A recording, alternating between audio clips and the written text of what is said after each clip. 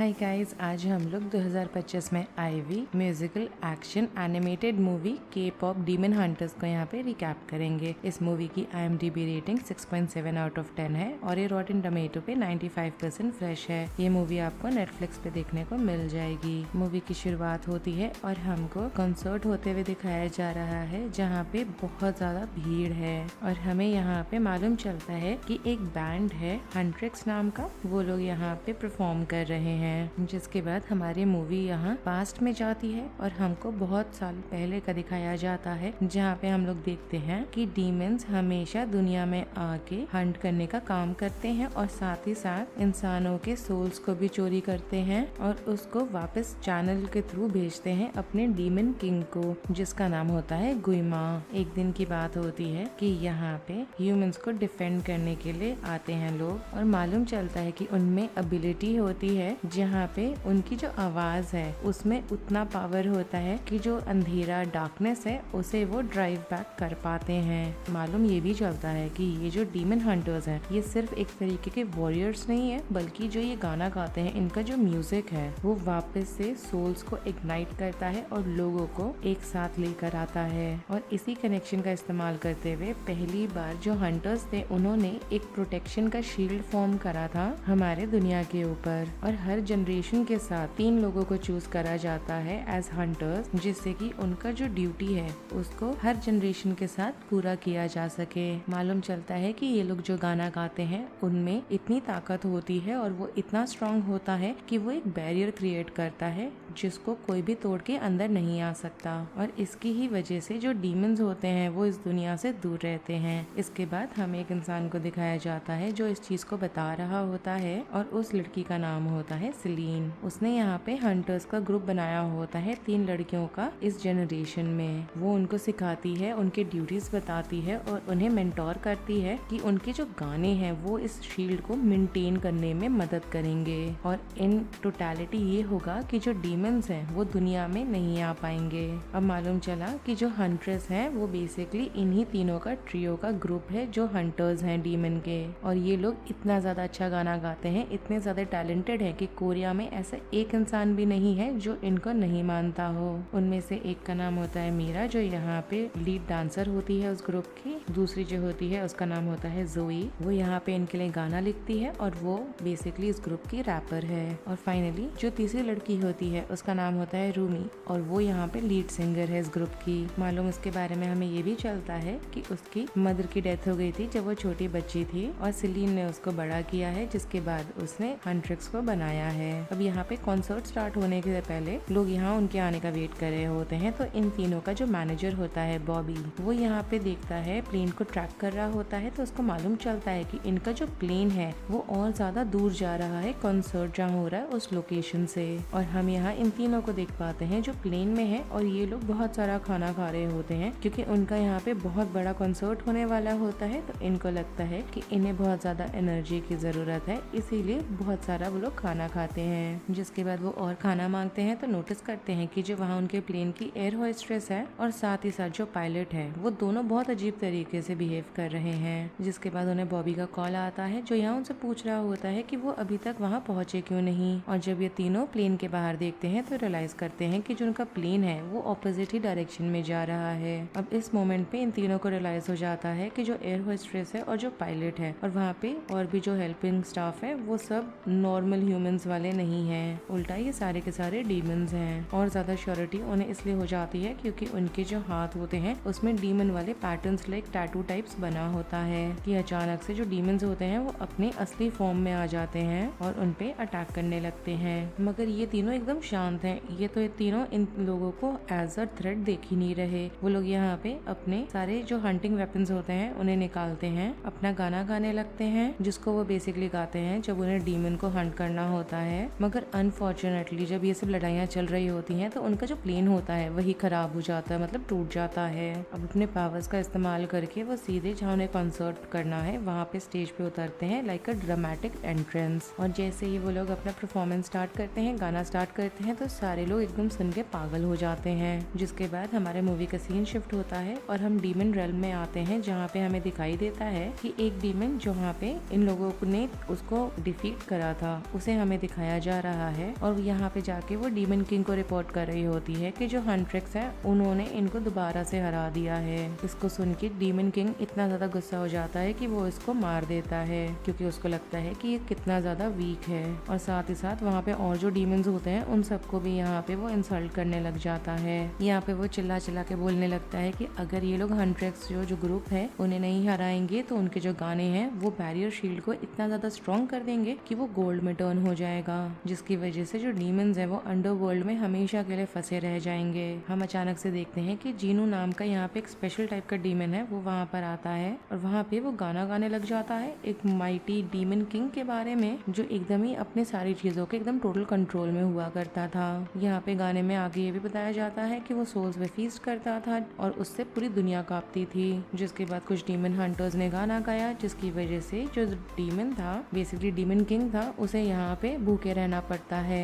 यहाँ पे demon king जीनो को बोलता है कि वो अपनी आवाज को रख सकता है क्योंकि उसने उसको अलाउ करा है उसकी आवाज रखने के लिए, मगर वो रख तो रहा है पर उसका वो फायदा उठा के उसको क्यों चढ़ा रहा है। जुनो यहाँ बोलता है कि वो उसको चढ़ाने के लिए नहीं आया है वहाँ पे, बल्कि उसकी मदद करने के लिए आया है। यहाँ बोलता है कि उसके पास एक नया प्लान है जहाँ पे वो हंट से लड़ाई करने वाले हैं, स्पेशली उस समय पे जब वो एकदम ही एक्सपेक्ट नहीं कर रहे होंगे। वो प्लान करते हैं कि वो उसी चीज के पीछे जाएंगे जिस चीज की वजह से उनका जो बैरियर शील्ड है वो इतना स्ट्रॉन्ग बनता है, मतलब कि उनके जो फैंस हैं। बाकी सारे जो डीमंस होते हैं वो इनके आइडिया को सुन के हंसने लग जाते हैं। एक डीमन अपना यहाँ पे बैंड फॉर्म करके गाना वाना गाएगा तो क्या लगता है लोगों को कि वो आके उनका गाना सुनने वाले हैं और ये पूरा आइडिया उनको क्या लगता है कि वर्क करने वाला है। मगर यहाँ पे जब जीनू और उसके जो ग्रू वाले होते हैं वो अपने आप को ट्रांसफॉर्म करते हैं बहुत ही गुड लुकिंग बॉयज में, तो डीमन किंग और बाकी सारे जो डीमंस होते हैं उन्हें लगने लग जाता है कि ये जो आइडिया है ये एकदम ही काम करेगा।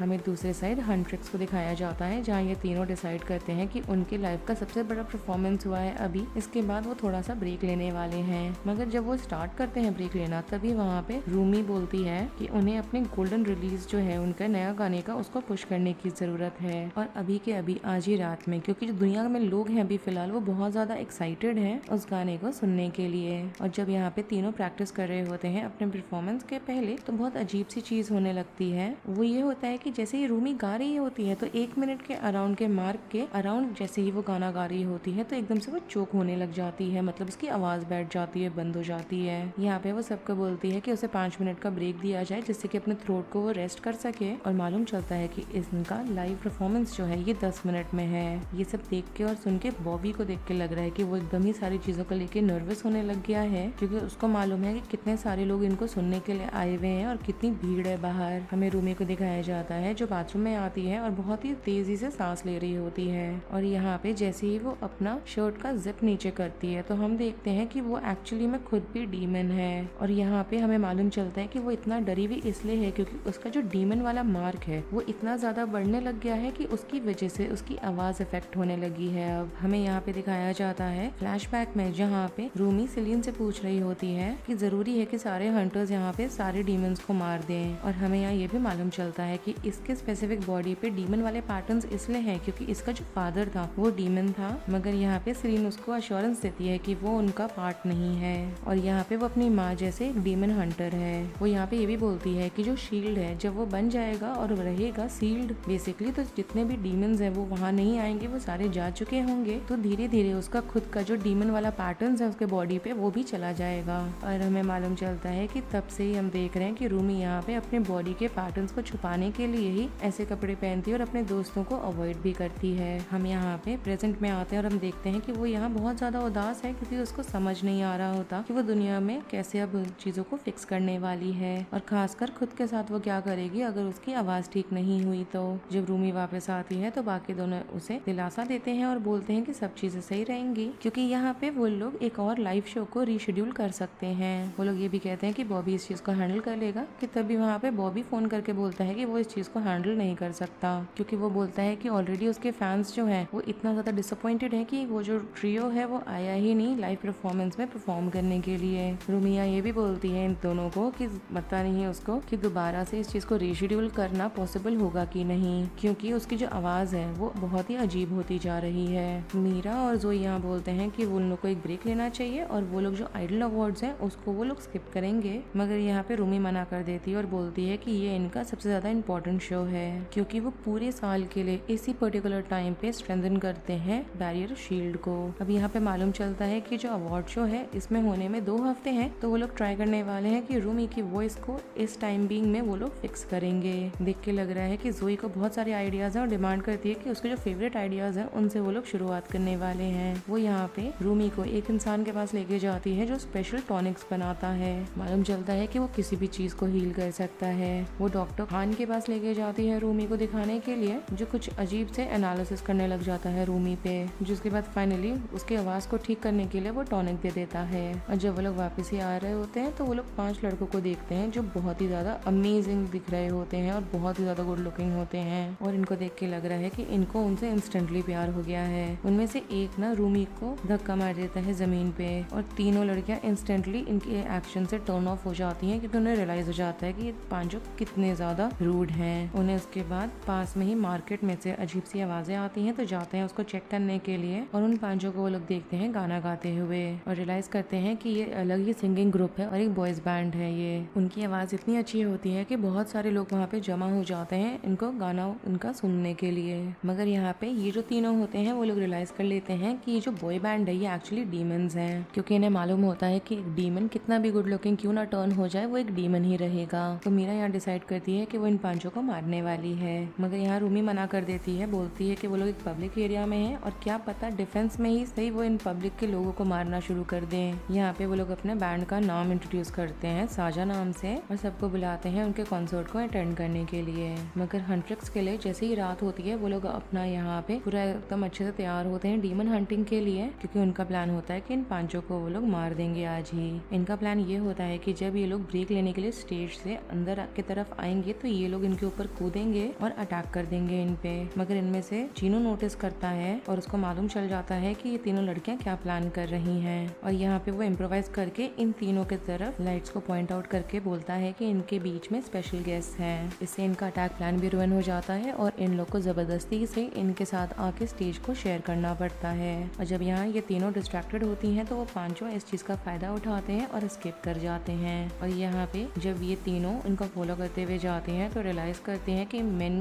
बाथरूम के अंदर वो लोग एक ट्रैप में फंस गए हैं, क्योंकि इनको यहाँ पे पानी वाले जो डीमंस होते हैं वो आके अटैक करने लगते हैं। जब यहाँ अटैक चल ही रहा होता है, लड़ाइयाँ हो रही होती हैं, तो रूमी जाती है जूनो के पीछे, और जब इनका लड़ाई चल रहा होता है तो उसके बीच में इसका जो सूट है वो थोड़ा सा फट जाता है, तो जूनो रियलाइज करता है कि ये खुद भी एक डीमन ही है। अब यहाँ पे बाकी दोनों लड़कियों को जरूरत होती है यहाँ रूमी की, मगर उसके जो कपड़े फटे हुए होते हैं इसकी वजह से वो नहीं जा पा रही होती है मदद करने, क्योंकि वो नहीं चाहती कि उसके जो दोस्त हैं वो उसके एक्चुअलिटी को देख पाए, मतलब जो डीमन पैटर्न्स बने हैं उसको वो लोग देख पाए। जूनो को हम लोग देखते हैं कि बहुत अनएक्सपेक्टेड तरीके से उसने उसके आर्म पे कपड़ा बांध दिया है, जिससे कि वो जो पैटर्न है डीमन वाला वो कवर हो जाए, और इसी चीज के चलते वो फाइनली जा पाती है और अपने दोस्तों का यहाँ मदद कर पाती है डीमन से लड़ाई करने में। यहाँ पे जो डीमन किंग होता है वो जूनो से बहुत ज्यादा प्राउड फील कर रहा होता है, क्योंकि वो धीरे धीरे बैरियर शील्ड को खोल रहा है, और ऐसे होने की वजह से वो दोबारा से ह्यूमन के सोल्स पे फीड कर पाएगा। मगर ये तीनों लड़कियां जो होती हैं वो अलग ही डर रही होती हैं देख के कि वो जो बैरियर है वो धीरे धीरे एकदम ही नाजुक होता जा रहा है।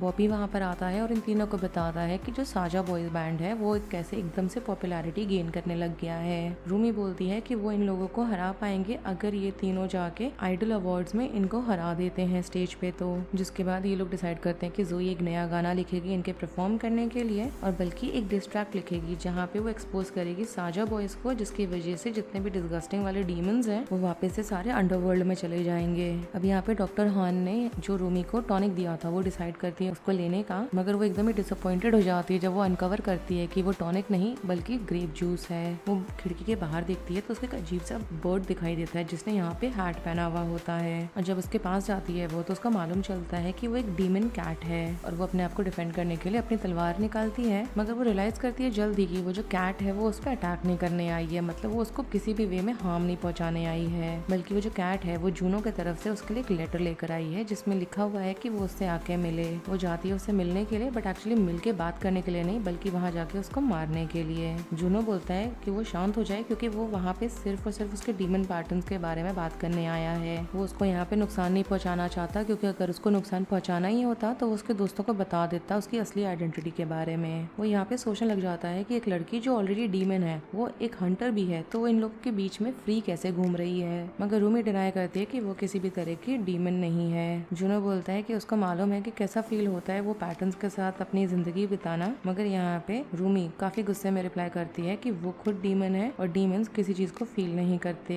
मगर जुनो यहाँ बोलता है कि डीमंस चीजों को फील कर सकते हैं, जैसे कि शेम, मिजरी, ऐसी चीजें, और इन्हीं चीजों के चलते, इन्हीं फीलिंग्स के चलते जो डीमन किंग है वो उनपे कंट्रोल पाके रखा है। वो यहाँ पे ये भी रियलाइज करता है कि रूमी काफी ज्यादा स्पेशल है क्योंकि वो इन चीजों को, इन आवाजों को नहीं सुन पाती। साथ ही में वो ये भी बोलता है कि जब उसने पहली बार डीमन किंग की वॉइस सुनी थी तो उसने कैसे फील किया था, और ये चीज हुई थी उसके साथ 400 साल पहले। मालूम चलता है कि 400 साल पहले उसकी जो फैमिली थी वो काफी ज्यादा गरीब हुआ करती थी और बहुत ही बुरे लिविंग कंडीशंस में रहती थी, और उनके पास सिर्फ एक ही पोजेशन था, और इसके पास जो एक पोजेशन था वो था एक पुराना बीपा, और उसी का वो इस्तेमाल करता था म्यूजिक प्ले करने के लिए, जिससे कि वो थोड़े से पैसे कमा सके। इसलिए वो सड़क पे उसको प्ले करता था, मगर उसका कोई फायदा हुआ नहीं। और जब वो बहुत ज्यादा डेस्परेट हो गया था, वो मोमेंट था जब उसने डीमन किंग की आवाज सुनी, जो उसको यहाँ बोल रहा होता है कि वो उसके परिवार के लिए कुछ नहीं कर सकता है क्योंकि वो उस चीज के लायक ही नहीं है। मगर उल्टा वो ये बोलता है डीमन किंग कि वो उसकी मदद कर सकता है उसको बेटर होने में, और रातों रात उसकी किस्मत उसने बदल दी। उसकी आवाज के लिए उसको प्रेज मिलने लग गया था, और खासकर खुद ही डीमन किंग की तरफ से।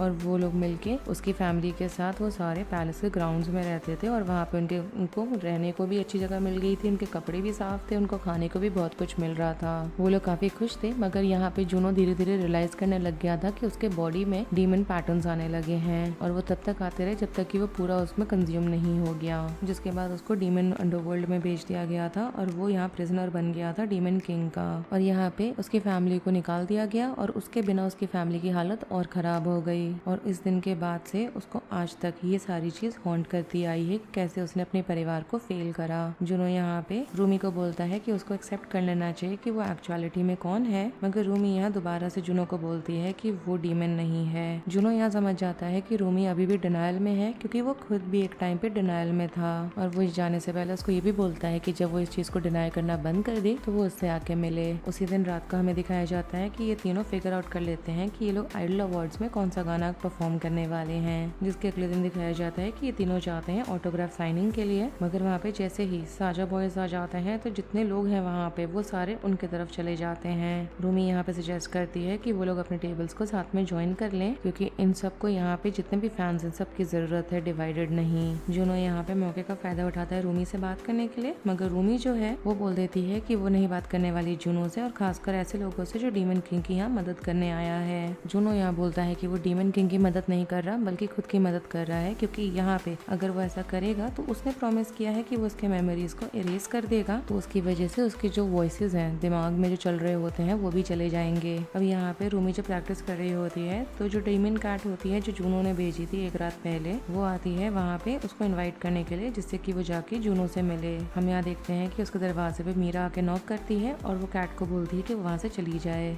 यहाँ पे मीरा नोटिस करती है कि रूमी उनके गाने का लिरिक्स बदल रही है, तो रूमी यहाँ बोलती है कि उसको लगता है कि वो एक्चुअल में उसको ऐसा फील नहीं आ रहा कि वो सही गाना है डिफीट करने के लिए इन लोगों को, क्योंकि यहाँ पे उसको फील हो रहा होता है कि गाना जो है बहुत ज्यादा हेटफुल है। मगर मीरा को लगता है कि हेटफुल होना चाहिए गाना, क्योंकि वो लोग डीमंस को एक्चुअलिटी में हेट करते हैं। वो यहाँ पे ये भी नोटिस करने लगती है कि थोड़ा बहुत ही सही यहाँ पे रूमी सिंपैथी दिखा रही है डीमंस की तरफ। साथ ही साथ उसने नोटिस किया होता है कि कैसे वो जीनो से बात कर रही थी वहाँ पे। मीरा को फील हो जाता है कि रूमी इन लोगों से कुछ छुपा रही है, मगर रूमी यहाँ पे डिनाई कर देती है ऐसा कुछ भी करने से। तो वो रूमी से अपोलोजाइज करती है कि वो ऐसी अजीब बातें कर रही है, उसको लेके उस पर शक कर रही है, ये गलत कर रही है। वो यहाँ जाने से पहले बोलती है कि वो इंतजार नहीं कर सकती कि जब वो सारे डीमंस को वापस से उनकी जगह पे भेज देगी। हमें मालूम चलता है कि जूनो और उसके जो क्रू वाले हैं वो धीरे धीरे उनके फैंस के सोल्स को सक करने लग गए हैं, और साथ ही साथ डीमन किंग को उसे फीड करने लगे हैं, जिससे कि वो और ज्यादा स्ट्रॉन्ग होते जा रहा है। रूमी यहाँ पे डिसाइड करती है कि वो जीनो को एक इन्विटेशन भेजने वाली है उससे मिलने के लिए। यहाँ पे वो जीनो को बताती है कि एक और रास्ता है जिससे वो अपना फ्रीडम पा सकता है, रादर देन कि वो लोगों के वो सोल्स खिला रहा है डीमन किंग को। यहाँ पे वो बोलती है कि वो लोग इनकी मदद करें आइडल अवार्ड्स में, जिससे कि जब ये लोग गाना गाएंगे तो बैरियर शील्ड है वो एकदम सील हो जाएगा, और ऐसा होने की वजह से उसका जो फ्रीडम है वो गारंटीड है डीमन किंग से, क्योंकि उसकी वजह से परमानेंटली उनका कॉन्टैक्ट खत्म हो जाएगा और जितने भी डीमंस हैं वो उनकी दुनिया से जा चुके होंगे। जीनो इस चीज के लिए अग्री कर जाता है। वो बोलता है कि उनकी मदद वो ऐसा करेगा जहाँ पे वो अपने क्रू को, अपने बैंड को विड्रॉ करने वाला वाला है। हमें यहाँ पे मालूम चलता है कि दोनों एक दूसरे को लाइक करते हैं और यहाँ पे जब ये तीनों बैठ के प्रैक्टिस कर रहे होते हैं अपने परफॉर्मेंस का, तो रूमी यहाँ बोलती है कि उसको ये गाना नहीं गाना क्योंकि गाना काफी हेटफुल और हार्श है। मीरा ये सुन के बहुत ज्यादा गुस्सा हो जाती है क्योंकि उसको विश्वास ही नहीं हो रहा होता कि रूमी इन चीजों को कैसे भूल रही है कि वो लोग एक्चुअल में कौन है और किस चीज के लिए स्टैंड करते हैं। मगर यहाँ पे इनका कॉन्वर्सेशन और आगे जा सके उसके पहले हम देखते हैं कि जो बैरियर शील्ड है वो और ज्यादा नाजुक होते जा रहा है और ह्यूमन वर्ल्ड में और ज्यादा डीमंस आने लग गए हैं। यहाँ पे दोनों लड़कियां रूमी को बोलती हैं कि अनलेस एंड अनटिल वो गाना नहीं गाएगी तो इनके यहाँ पे कहानी खत्म है। हमें यहाँ पे आइडल अवार्ड्स का दिन दिखाया जाता है और ये लोग बहुत ही अच्छा परफॉर्मेंस देते हैं। और यहाँ पे रूमी जैसे ही एंडिंग वाला वर्ड्स दे रही होती है तो जोई और मीरा नोटिस करते हैं कि कुछ डीमंस यहाँ बॉबी को किडनैप कर लिए हैं। ये लोग जाते हैं उसको बचाने के लिए तो ये रियलाइज करते हैं कि वो एक्चुअली में बॉबी नहीं था बल्कि यहाँ पे डीमंस ने डिस्ट्रैक्शन क्रिएट करा था जिससे कि वो लोग स्टेज से हट जाएं। जिसके बाद दो डीमंस जोई और मीरा की तरह डिस्गाइज होकर स्टेज पे वापस आते हैं और रूमी के कपड़े फाड़ देते हैं जिससे कि उसका जो डीमन मार्क्स है वो सबके सामने दिखने लग जाए। यहाँ पे मीरा और जोई इस चीज को देखते हैं और बहुत ज्यादा डर जाते हैं और शॉक भी होते हैं। रूमी यहाँ पे इनको एक्सप्लेन करने की कोशिश करने लगती है सारी चीजों को लेके जो भी हुआ है और कैसे उसके इंटेंशंस एकदम सही हैं सारी चीजों को फिक्स करने को लेके। मगर फिर भी ये दोनों अपने वेपन्स रूमी की तरफ दिखा रहे होते हैं क्योंकि ये लोग अब इस रूमी को नहीं जानते जो उनके सामने खड़ी है। रूमी इस चीज को देख के बहुत ज्यादा हार्ट ब्रोकन हो जाती है, उसको बहुत बुरा लग रहा होता है तो वो वहाँ से भागते हुए निकल जाती है। वो जीनो को ढूंढ रही होती है और उसको मालूम चलता है कि जीनो ही वो इंसान था, डीमन था एक्चुअली, जिसने उसको एक्सपोज करा है। वो यहाँ पे बोलता है कि उसने अपने बारे में जितनी चीजें रूमी को बताई थी वो सब झूठ थी क्योंकि वो चाहता था कि वो उस पर ट्रस्ट करे। एक्चुअलिटी में उसने अपने परिवार को जानबूझ के छोड़ दिया था जिससे कि वो डीमन किंग से यहाँ पे जाके एक पैक्ट बना सके, डील कर सके जिससे कि वो अपने बेकार के लाइफ से निकल पाए। हम देखते हैं कि डीमन किंग यहाँ पे मीरा और जोई के दिमाग में आ गया है और वो दोनों को एक दूसरे के अगेंस्ट करने लगा है। जिसके बाद वहाँ पे जितने भी साजा बॉयज के फैंस हैं उनके भी दिमाग पे वो कंट्रोल करने लगा है और उनको लेके जाने लगा है साजा बॉयज के यहाँ पे कंसर्ट को अटेंड करने के लिए। और जब यहाँ पे साजा बॉयज अपने स्टेज पे गाने को परफॉर्म कर रहे होते हैं तभी वहाँ पे डीमन किंग आता है और सबके सोल्स को सक करने लगता है। मगर रूमी वहाँ पे अचानक से आती है अपने गाने के साथ और उसके गाने स्टार्ट करते ही उसके जो दोनों दोस्त होते हैं वो अपने सेंसेस में वापस आ जाते हैं और उसके साथ ही बाकियों के जिन्होंने उनके सोल्स सक किया था अब तक उन फैंस के भी सोल्स वापस आने लगते हैं। डीमन किंग आता है अटैक करते हुए रूमी पे मगर जीनो खुद को यहाँ पे उसको बचाने के लिए सैक्रिफाइस कर देता है और सैक्रिफाइस करने के दौरान में यहाँ पे वो रूमी से अपोलोजाइज करता है सारी चीजों को लेके। यहाँ पे सारे फैंस गाना गाने लग जाते हैं जिसकी वजह से रूमी और हंट्रेस के बाकी दोनों जो होते हैं वो इतने ज्यादा पावरफुल हो जाते हैं कि वो लोग यहाँ पे डीमन किंग को डिफीट कर देते हैं और बैरियर शील्ड को वापस से सील कर देते हैं। और इसके साथ ही इस मूवी का रिकैप यहाँ पे खत्म हो जाता है। अगर आपको ये रिकैप पसंद आया हो then do like the video, subscribe to my channel, share it with your friends and don't forget to follow me on Instagram. Link आपको नीचे डिस्क्रिप्शन बॉक्स में मिल जाएगा। Thanks for watching, bye.